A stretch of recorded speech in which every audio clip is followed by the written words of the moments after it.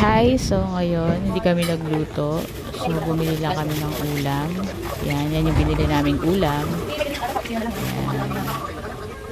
So, calamares. Squid yan. Puset. So, yan yung binili namin. Medyo sikat yan eh. Na-feature na yan sa ibang mga vlogger. Yung calamares sa Santa Ana. Yun. Sikat yan. Yan yung binili namin. Yan yung kakainin namin. Yan yung party ko. And then yung sausawan, suka na may lumaanghang. Yan. Susunod, dadalhin ko kayo dun sa binila namin mismo. Medyo sikat yun sa mga food vlogger. So na-feature na yun sa mga ibang food vlogger. So yan, hanggang dito na lang. Kain muna ako. Happy eating!